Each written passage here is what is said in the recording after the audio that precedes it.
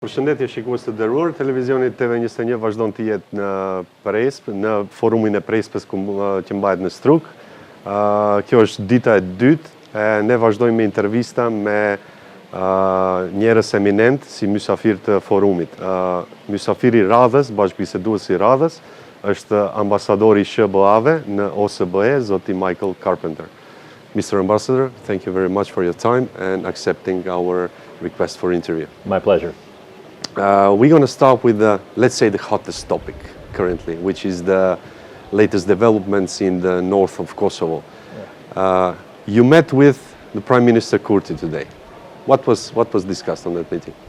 Look, we need to de-escalate this situation as soon as possible. The United States has called for the unconditional return of the 3 Kosovar police officers who were taken to Serbia. But we also expect the Kosovo side to do its share as well to de-escalate this situation.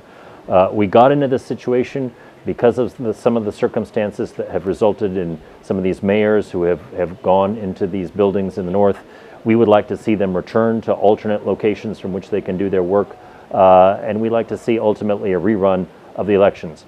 But on the Serbian side, we've been very clear too that there is no scope for escalating tensions, that it was not KFOR that attacked Serbian protesters, but rather the other way around, and that we demand a reduced, a non-heightened threat posture on the Serbian side, and as I said, the unconditional release of those 3 police officers. And then we can get back into the dialogue process and start talking about some of the solutions for the long-term picture, which is ultimately where we need to be talking about normalization of relations between Kosovo as a state and Serbia as a state, and not trying to put out the next political fire as we seem to be doing on a regular basis. So your discussion with the Prime Minister Kurti was advisory? Did you give any advice, or was Look, just realizing the situation? I will not go into the details of a diplomatic discussion because Absolutely. That is a privileged conversation.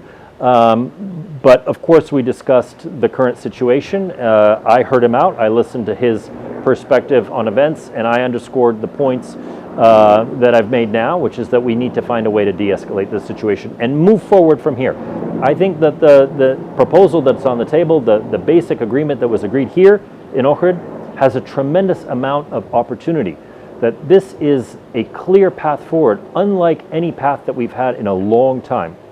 And so we should be back to working on the elements of that agreement and implementing them so that we can have an end state where we have normal relations between the 2 countries, where we have stability, security, prosperity, and we can get beyond this kind of stuff that we're seeing right now. The reason why I ask that question is because the perception of the public is that now all of a sudden all the pressure is on the Prime Minister Kurti. Even Deputy Assistant Secretary of State, Mr. Gabriel Escobar, he said that Prime Minister Kurti is our partner, but sometimes he is difficult. That's why I ask, the perception is that now all of a sudden the pressure is only on Kurti, but as you said in your answer, the pressure continues to be on both sides. The United States has had long-standing, very, very close relations with the Republic of Kosovo. We also see Serbia as a strategic country in the region that we want to see integrated into the European Union with peace and stability and prosperity for the entire region. And I personally have been to Belgrade and have met with President Vučić and with Prime Minister Brnabić and Foreign Minister Dačić and have underscored these points. We want to bridge the 2 sides. We want to bring them together and find a solution. That's what diplomats do. Is it easy work? No, it's not.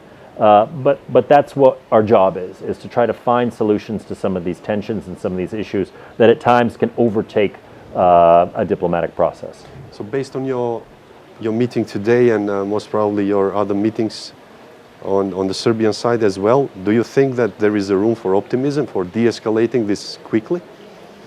Look, I see no other option but to de-escalate this. The longer tensions simmer, the worse it is for the people on the ground. North Macedonia, as chairperson in office of the OSCE, has adopted a motto. It's about the people, helping people on the ground to live better lives. That's what the OSCE does in every place where it has a field mission. And by the way, it has field missions in both Serbia and Kosovo.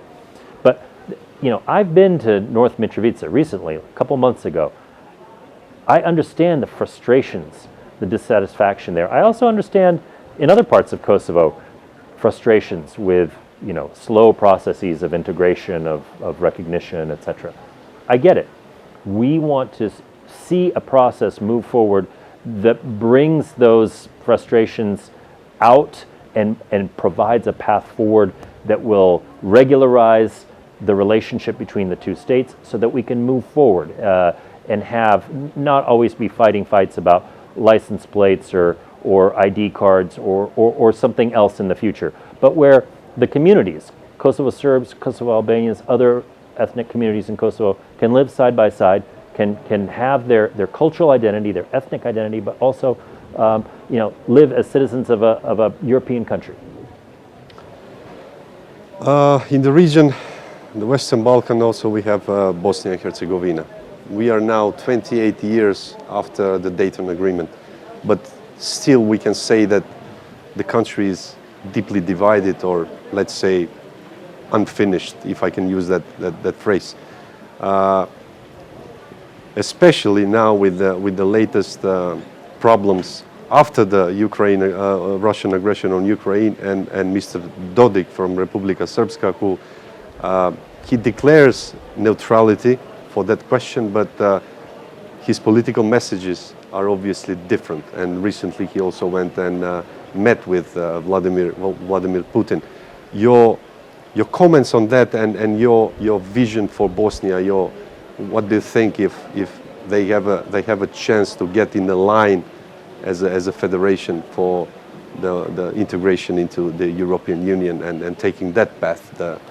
Look, we've been heartened by some of the progress in the Federation on formation of government and moving forward with certain policies, but it is deeply frustrating to see the divisive rhetoric coming from Milorad Dodik, which does not serve to bring the country together around a strategic goal, but rather seeks rather blatantly, rather patently to divide the country. What leader seeks to do that with a strategic vision for the country in mind? I mean, it's a very difficult position for a leader to be in when you're trying to divide the country that you live in. And we don't see that as sustainable, and we've been very forthright about that. I think Bosnia and Herzegovina has a bright future in NATO and the European Union if they can move past some of the institutional and especially political obstacles that prevent them from uniting around a common set of aims. Is Mr. Dodik under direct influence of Mr. Vučić, or even direct influence of Vladimir Putin?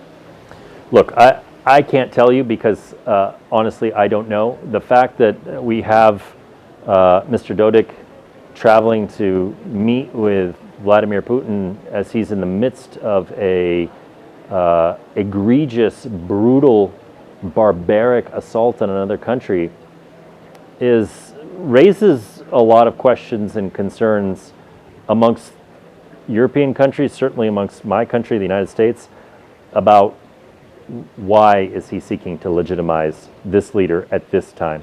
I mean, what Russia is doing right now in Ukraine with the mass atrocities and with this war is beyond the pale of civilized behavior. And it does not befit anyone to be meeting with Vladimir Putin and trying to legitimize that type of behavior. That's not how civilized states act in the 21st century. Before I come to North Macedonia, let's continue just a little bit about the Russian aggression. And do you see end of this war in the near future, or do you see any other developments after the Russian aggression? Somehow the Western allies, along with Europe, got together.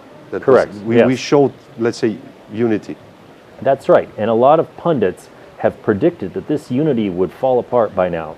They said it in the beginning, they said it a year ago, they said it 6 months ago, and here we are, we're still united.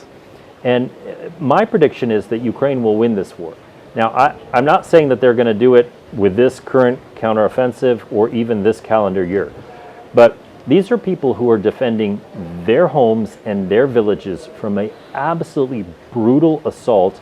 And then when the occupation comes, with an equally brutal process of filtration with torture and extrajudicial killings and enforced disappearances, rape as a weapon of coercion, all these horrible things which you witnessed here in the Western Balkans in the 90s, but which are now happening in the 21st century. And so they have something to defend. They have the determination and the moral high ground to defend their homes and their families. That's why I predict that eventually Ukraine will win this war, and the West will support it with security assistance, with humanitarian assistance, with economic assistance. We'll stand there for as long as it takes. As long as it takes. But I can't predict for you how that's going to turn out in the next 6 months. Yes. Because I don't think anyone knows. Yes, and like Mr. Zelensky said at the beginning, defending Ukraine is basically defending Europe. Correct. And yes. The Western They're values. fighting for Western values. Now, after the aggression, and we talked about getting the Western world and Europe and those values like united, and lots of European politicians saw this as a moment that, okay, now this is serious, and this is the chance of integrating Western Balkans into the European Union, getting them on that path. And but we still have a feeling that somehow we lost the momentum a few months ago, and now we are again fighting back to go to that path altogether as a region. In our case, in North Macedonia, we are almost there, but we need to make some constitutional changes that were agreed. And most recently, a few days ago, the Prime Minister had a meeting with the opposition leader, and that was we can say as a positive meeting. What do you think about North Macedonia moment? Is this our momentum? Is this our last momentum to catch that train for European Union?